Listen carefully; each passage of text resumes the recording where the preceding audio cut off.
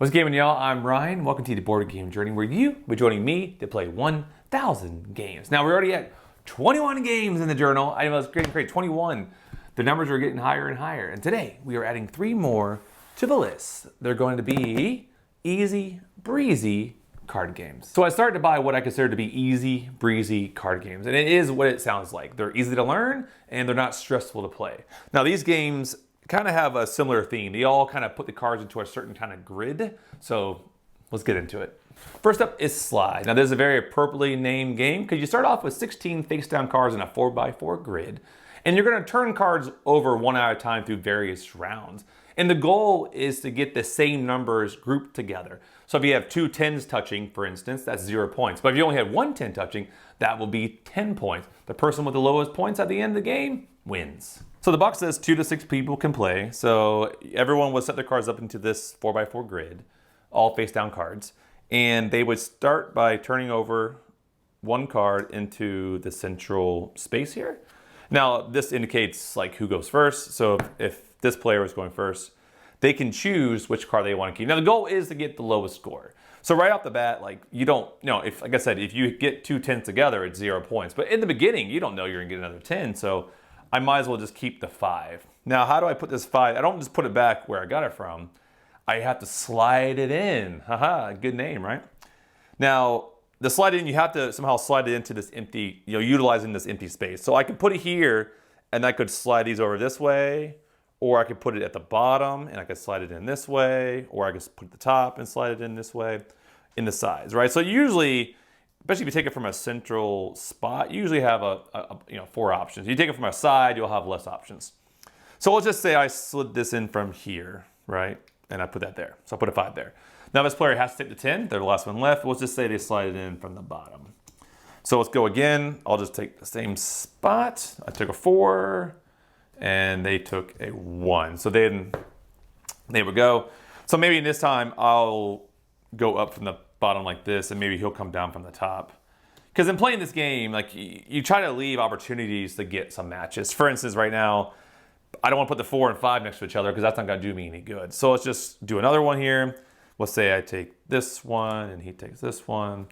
Now it's my turn. Now, this is my first dilemma. I could take this 10 so they couldn't get it because they'll just zero out their 10s. Or I could just take the 7, which is less points, because if I get stuck with that 10, that's not good. So, I'll be nice. I'll take the 7, and maybe I'll slide it in this way, leaving them with the 10. Now this is what happens. They would slide it in this way. Now if the game went to, after the game ends, at least those 2 10s, as long as they keep them together, there'll be 0 points. Because as you'll see, as you continue on, you got to be careful not to separate things. Okay, it's my turn. What should I do? So the slide is with me, so that means it is definitely my turn. Now I'll just choose this one, and let's say they choose that one.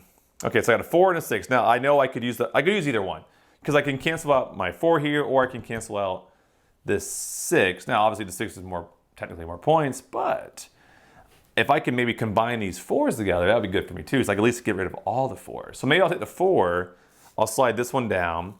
Now later on, if I can remove this, I can maybe slide it in and connect the 4s. So let's see. Maybe he does this, and okay, now it's their turn. So we'll say they do this one, and I will do this one, leaving that space. Okay, so they'll go first. This does help them here, so they'll probably do that one, and maybe with the hopes of maybe getting this one slid up, because they could do the same thing I'm gonna do. They slide this one up, and now all those 9s touch, which is good for them. Now this 9 does not help me, so I might as well just move this over here.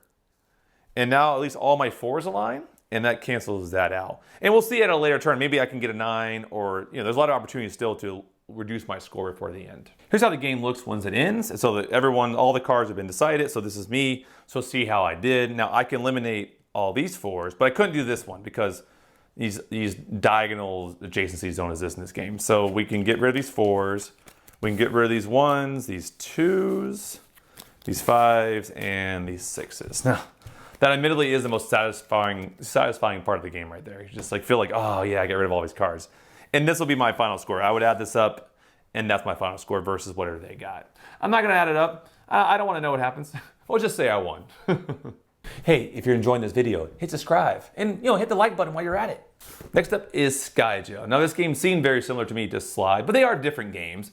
In this one, you do still have cards face down, in this case a 3x4 grid, so 12 cards, and you are trying to get the lowest possible score possible. With this one, you do that by either trading cards with this like discard pile or drawing a card, but ultimately you're just trying to get the lowest score. So if you have a bunch of 10s and 12s, your goal is to try to get those to be either, switch them out to be like 1s or 0s or 2s. In this case, the lowest scored would win this game.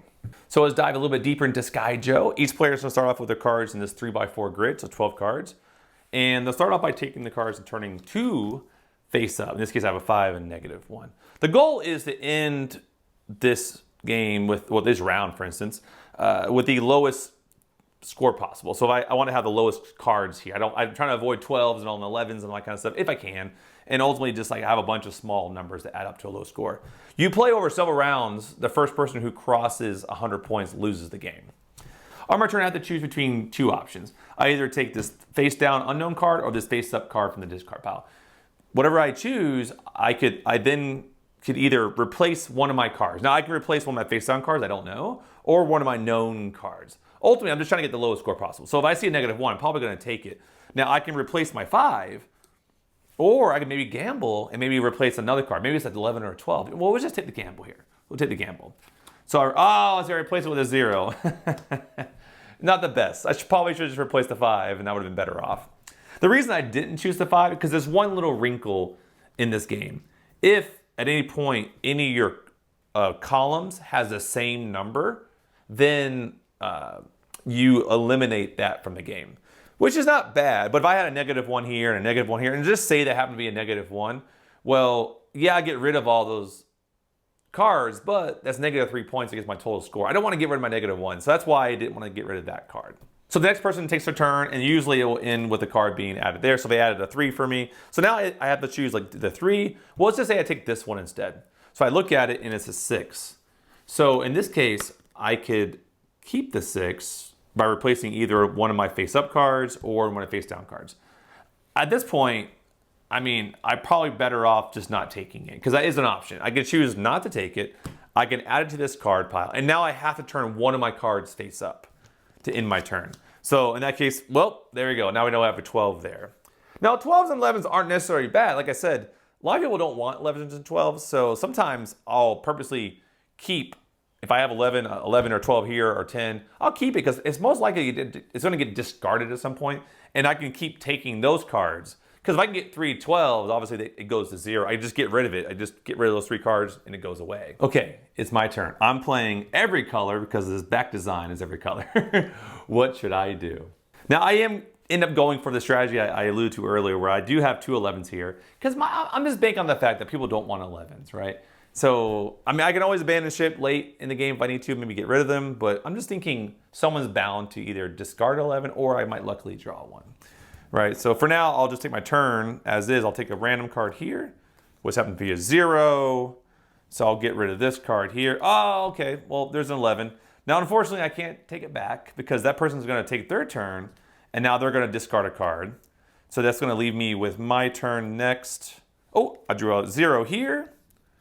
So I'll get rid of this one, and now they're going to discard a card.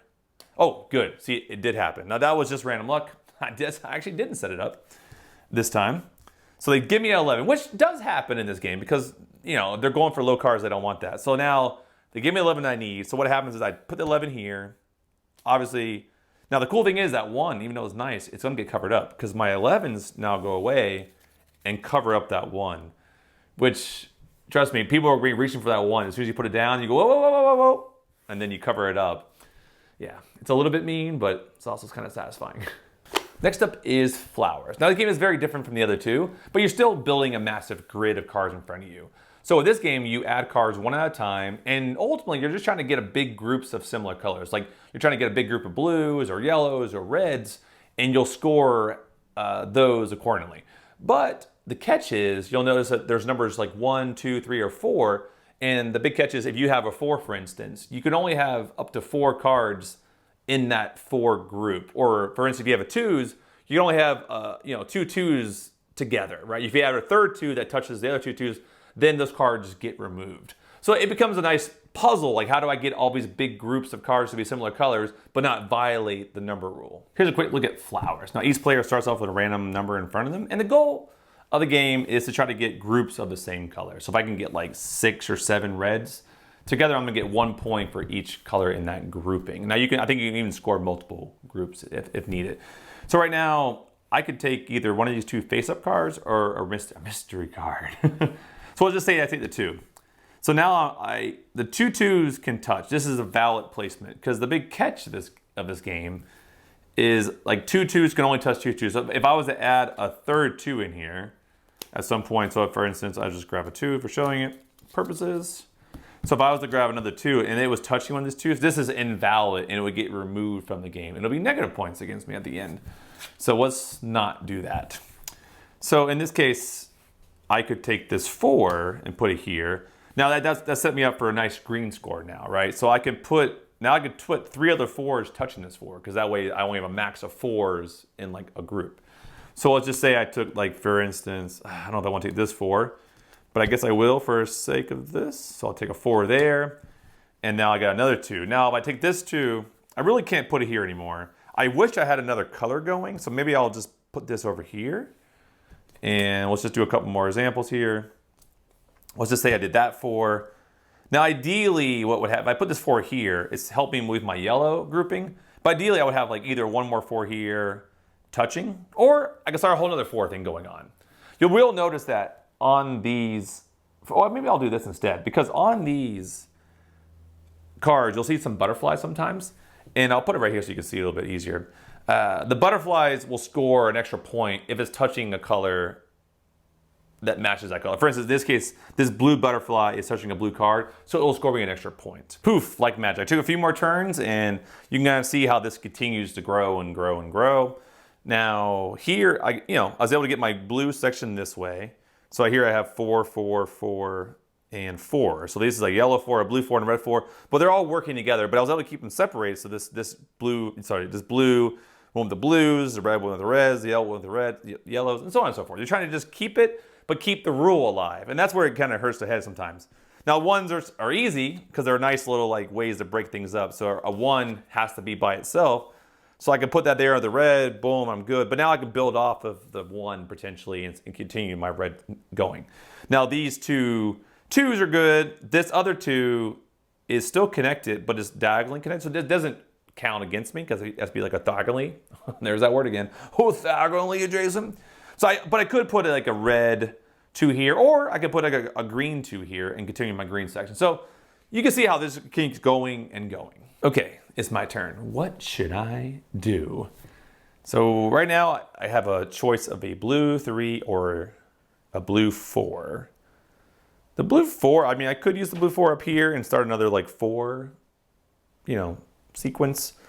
The blue 3, same thing with the blue 3, I could put it here. So, and then actually I only have 2 3s here. So I could put it here, for instance, and then connect the blues this way, and that satisfies the 3. Or I could take a mystery card. Let's take the mystery card. Green 3. So I don't have many greens, so well, I can build my green section up. Now it doesn't really matter. You can literally have just 2 colors, 1 color, because ultimately you're just going to score 1 point per range. So don't feel you have to diversify, right? You don't have to. So in this case, the 3, I kind of want to leave this open just in case I get a 2. So I'm going to put the 3 here. Oops, I meant to put that face up. I'll take another mystery 1. Okay, I got a green 2. Now this does work out. This green 2 is pretty nice because I could put that. Oh, I can't put it there. No, I just realized. See, earlier I was lying to you guys. I didn't see this green 2. This is where the game gets you. But I'm also upside down right now, so my brain's not working at full capacity here. So these 2s are fine. I just realized if I were to put that there, I would see this would be screw me over because that'd be 3 2. So I can't put that there. The dilemmas. But I could go here, right?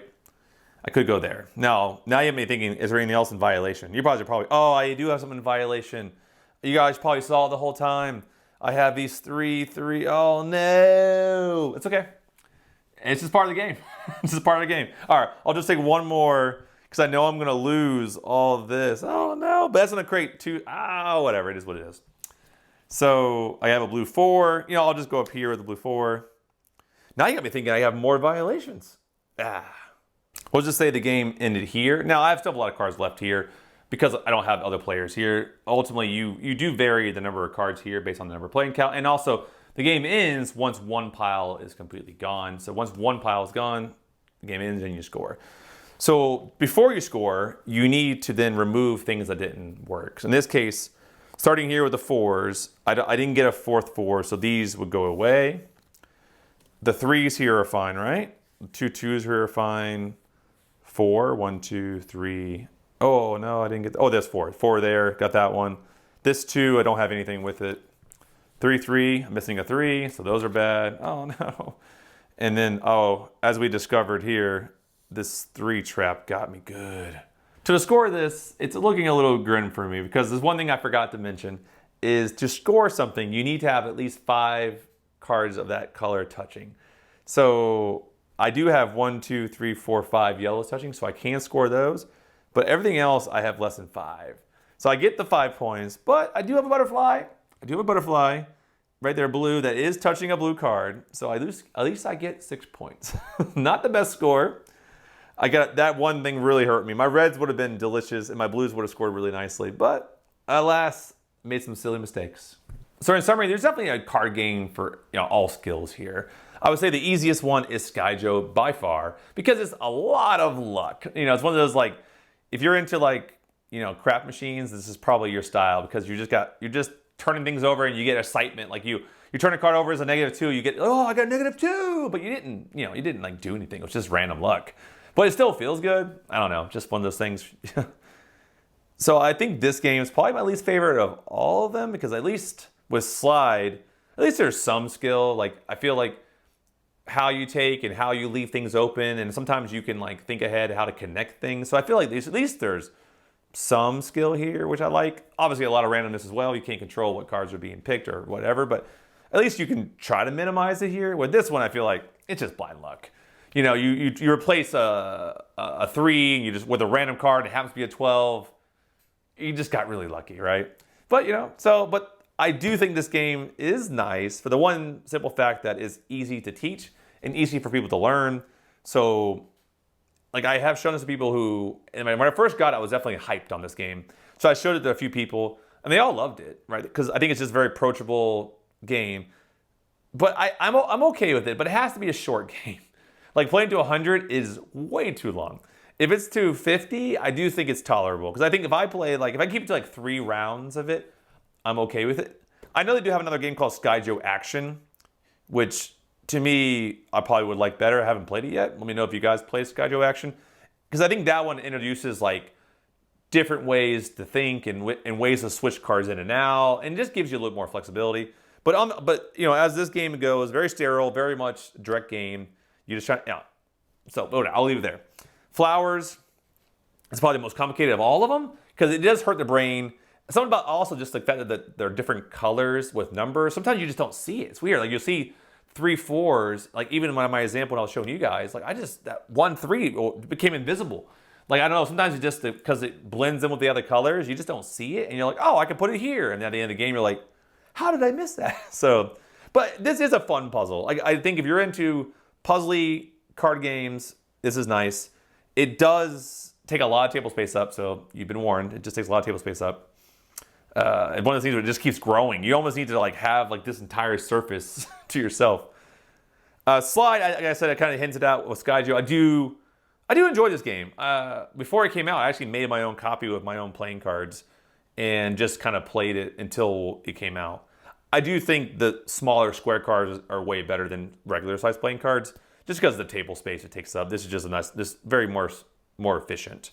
But yeah, I mean, I think there's definitely a skill. So I think with easiest one here, I would say this is also super easy, but maybe a step above Skyjo, just because there's how to slide it.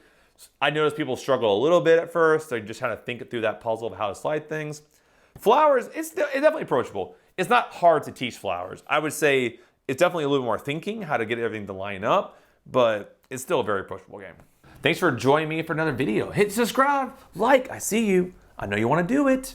And I'm having fun. This has been a great journey. I hope you guys are having fun watching and following along. And like I said, recommend some games to me. I mean, I love to see what games you guys want me to play. So throw them down in the comments, and until the next video, take care. Bye-bye.